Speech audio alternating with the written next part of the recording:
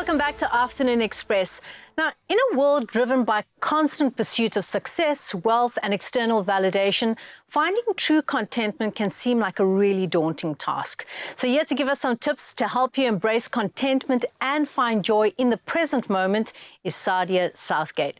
So Sadia, earlier on we touched on the differences between happiness and contentment.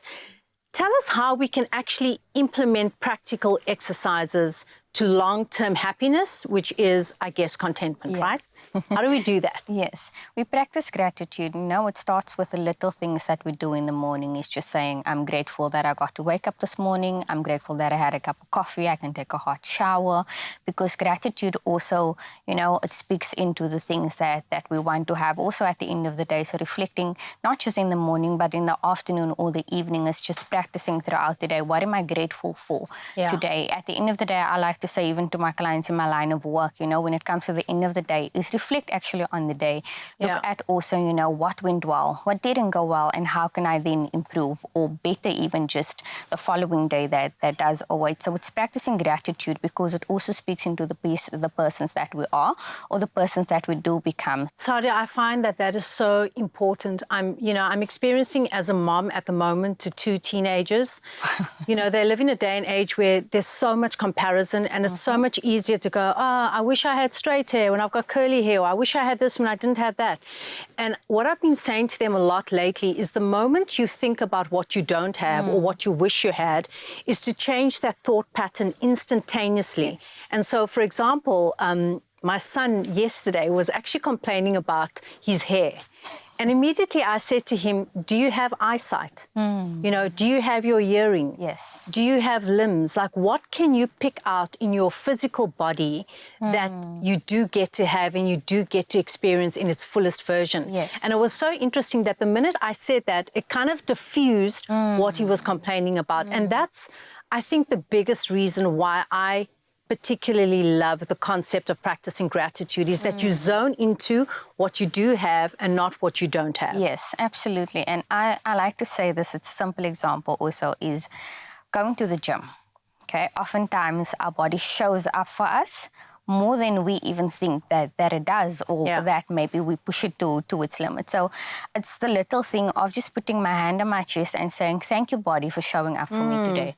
Something as simplistic as that, where, as you say, your limit is, I'm running for 20 minutes on the treadmill, but now you push it to 30 minutes. And at the end of that, thank you, body, for showing up for me today. But I believe that, you know, practicing gratitude along with mindfulness is such a big tool, because mindfulness also helps us to practice being present within the moment, within the here and now, and not also being hard on ourselves in those moments. So when I practice mindfulness, I'm present in what's happening here and what's happening now, because oftentimes, I mean, even with teenagers as well, it's the one thing after the other, what's the next thing, you know? And that robs us of today's joy and of today's peace. So when I link gratitude and mindfulness together, because I believe that goes hand in hand, I'm practicing being present in the here and now.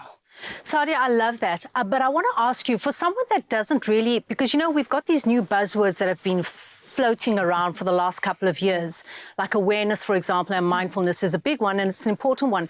But how do you explain that to someone that doesn't understand what the concept of mindfulness is? How do we get to practice mindfulness in reality? Yeah, that's a good question. I think in reality is the key word there.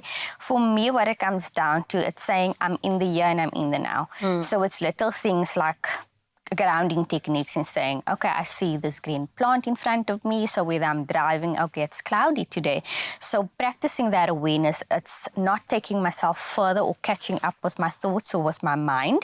It's slowing it down. And in reality, that means what is in front of me right now? What am I feeling? What emotions is going through my body? Am I feeling comfort? Am I feeling discomfort? So it's again just practicing being aware of what is happening internally, but also noticing what is around me in the here and now. I like that. So you tap into your senses. Yes, absolutely. I think that is the most effective tool that all of us can use. And it's not just limited to teenagers or to adults. It's things that we can do with toddlers as well. It's putting, let's say, crayons in front of them. What does that feel like? What does that smell like? So those little things we're constantly tapping into. And the more that we are mindful of that, the more grateful we become. Yeah. Tell me about relationships, because I think, comparison is a big thing when it comes to robbing oneself of happiness and long-term contentment. And we live in a day and age where we just see perfect relationships everywhere, whether it's between siblings or family members or romantic relationships or parental relationships. How do we practice gratitude when relationships are not as healthy as we'd like them to be? Yes. I said earlier on as well, comparison kills.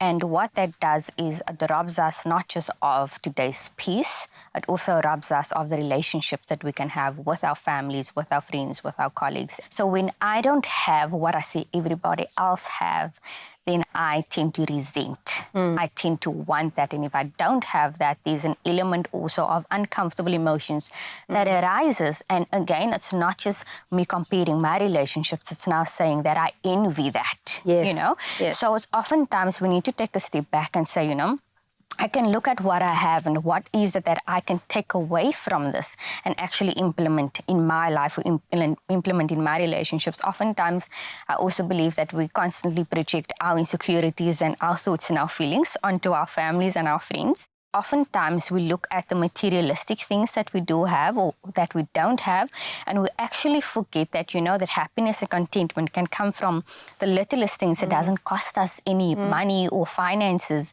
and a lot of investment. It's the relationships that I have with people that actually is something that I can look at instead of looking, again, at what I don't have. Yeah, absolutely. Look at what you do have as opposed to what you don't have is a big one. How do we cultivate and exercise like little moments of gratitude? So you, or rather joy, implementing joy. You mentioned gratitude as a big one, and I would align gratitude as something that you say to yourself when you have that little pep talk, or journaling, right? Absolutely. I think journaling for me personally is a powerful way to exercise gratitude. What other exercises would you suggest? So it's finding that joy in the little things that I can do, but also the things that is accessible to me now. So whether it is going on a hike, whether it's going on a walk, but then again, inviting a friend, inviting a family to come alongside you so that you don't feel like you are just doing this all on your own. So it's practicing those different steps. And I believe that, it always starts with the basics. It doesn't need to be this fireworks immediately. It can just be this little things like changing your hair, changing your nail color, or going on bike ride with friends or running, just starting something instead of not doing anything, because the moment we allow our thoughts to run, we're always going to play catch up with it. Yeah. Sadia, it's always such a pleasure having you in studio, and you certainly bring us joy, happiness, contentment, and all that delicious stuff. So thank you for your insights. So the dictionary defines the word content as being in a state of peaceful happiness. And today I hope that we've helped you move a few steps closer to a happier, more content version of yourself.